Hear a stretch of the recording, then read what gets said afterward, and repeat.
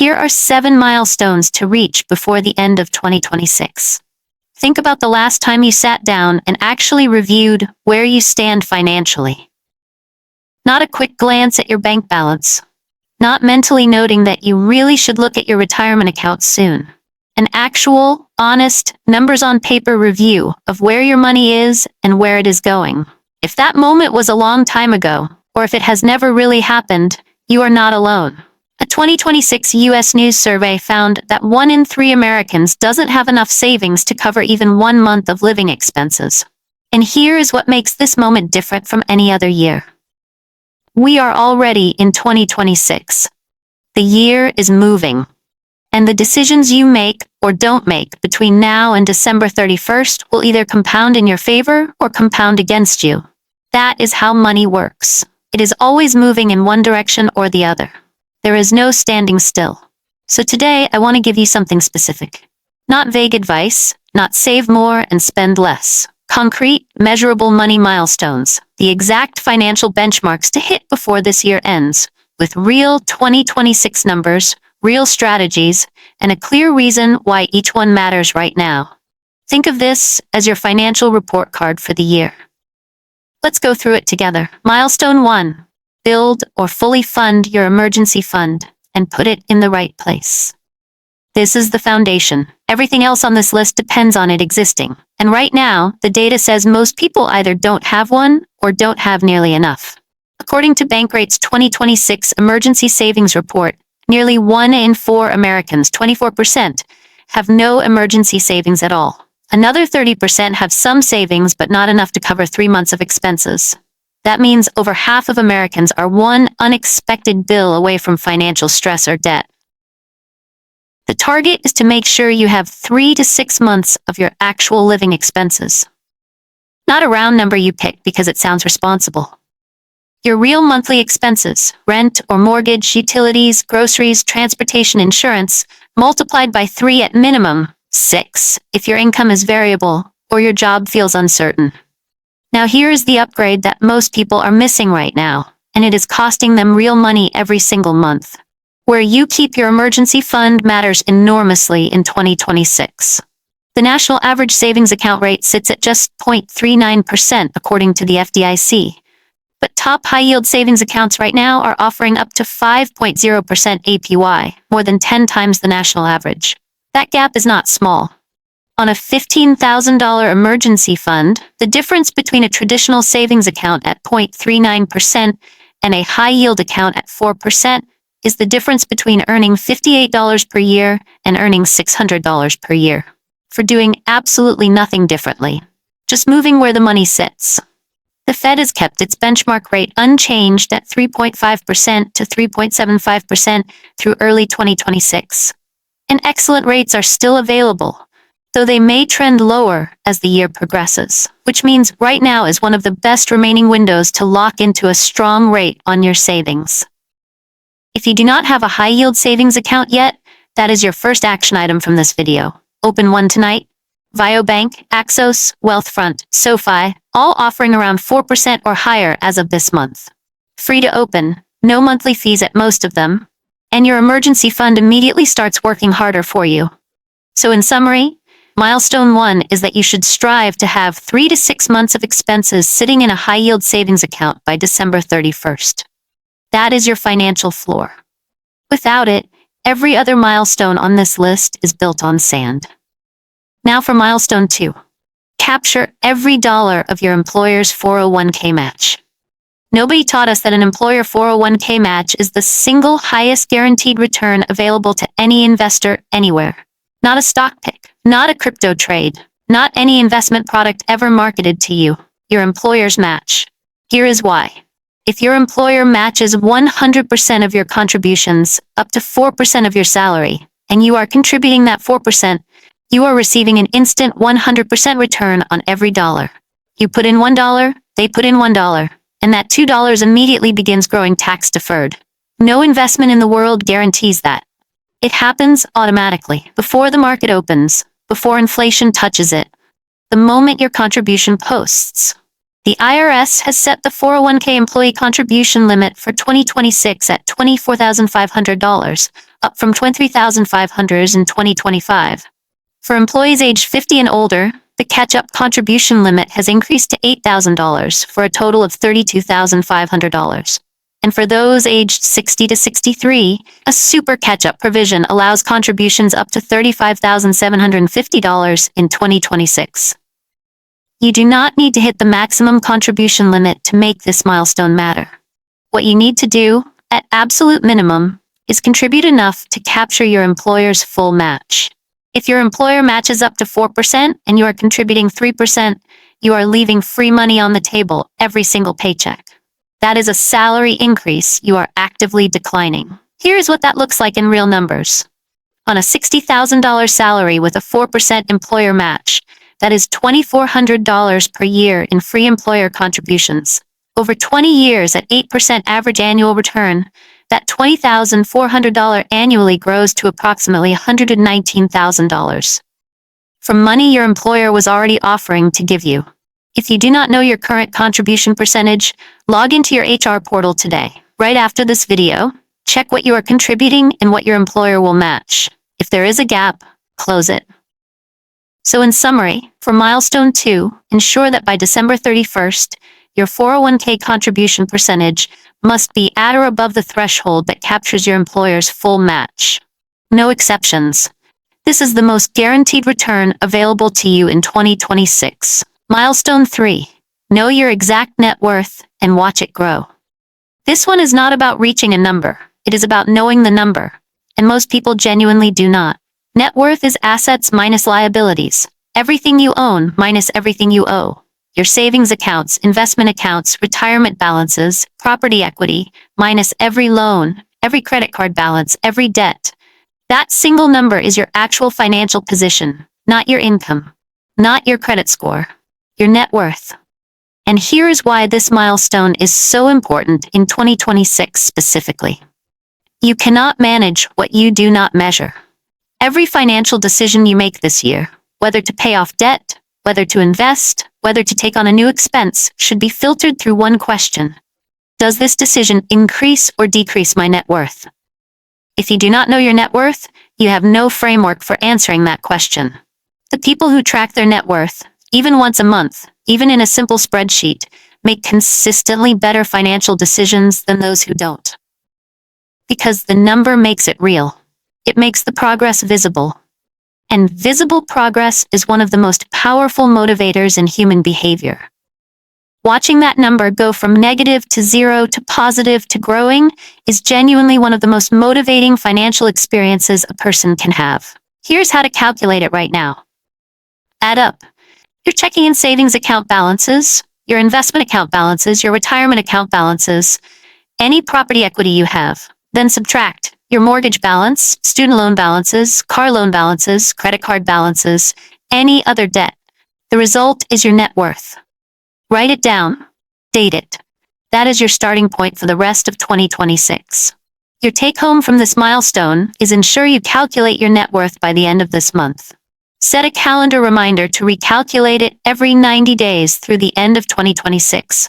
Track 4 data points this year. By December, you will see exactly what 2026 built or cost you. Milestone 4. Eliminate at least one high-interest debt. If you are carrying high-interest debt in 2026, credit cards at 21 to 22% APR, store cards, personal loans at 18% or above, that debt is the single most expensive thing in your financial life right now, and it is actively working against every other milestone on this list. Here is the math that makes this so urgent. Paying 21% interest on a credit card balance while earning 8% in an index fund is a net negative of 13% annually. You cannot invest your way out of high-interest debt. The interest compounds faster than most investments can grow. Every dollar sitting on a high-interest card is costing you more than almost any investment is earning you. The strategy is simple, even when it's hard. List every high-interest debt you carry. Pick one. Either the smallest balance for psychological momentum or the highest interest rate for mathematical efficiency. Every extra dollar goes to that one debt until it is gone. Then the next one. This is the debt avalanche or debt snowball method, and the research on both is consistent. Picking one and executing it beats trying to pay everything down equally every single time.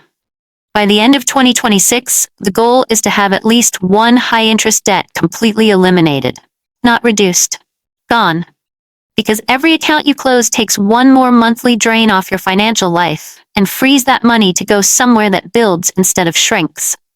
So in summary, identify your highest priority high-interest debt today. Build a payoff date into your 2026 plan. By December 31st, at least one of those accounts has a zero balance. Milestone 5. Get adequately insured. Nobody teaches us that insurance is a wealth protection strategy. So most people are either underinsured and don't know it, or are paying for the wrong kind of insurance and don't know that either.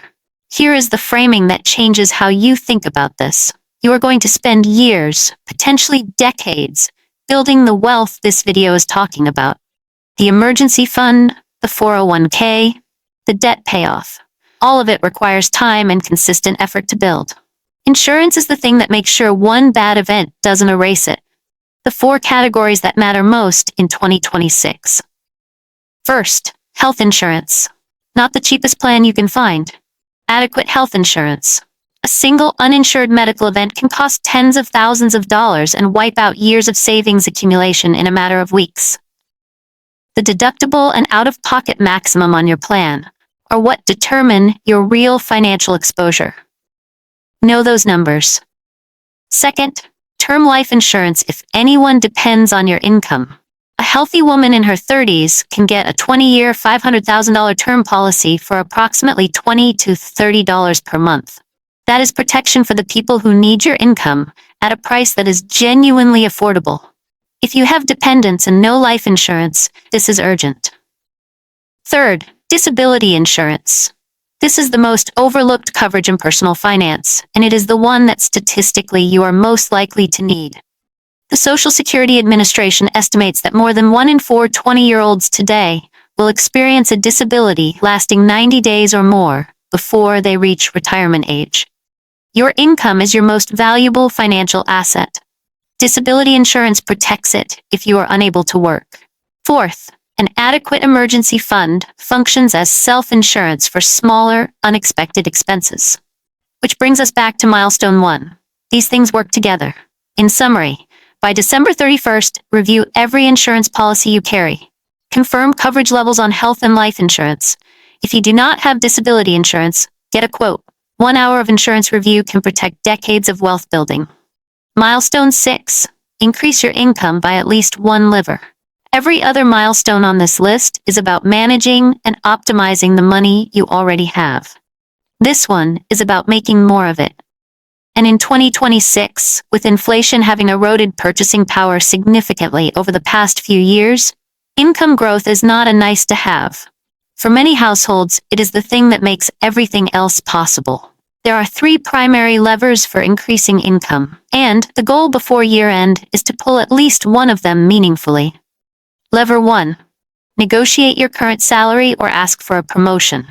Research from Linda Babcock at Carnegie Mellon found that people who consistently negotiate salary earn significantly more over their careers than those who don't.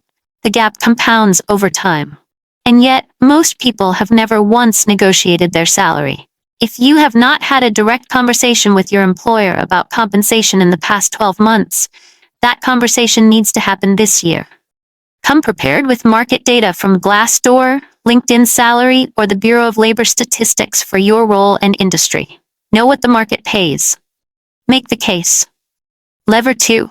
Change employers strategically. The average internal raise in corporate America runs about 3% annually. The average salary increase from changing employers runs 10% to 20%. If your current compensation is not competitive with the market, 2026 is the year to test it. One strategic job move can change your income trajectory for the next decade. Lever 3.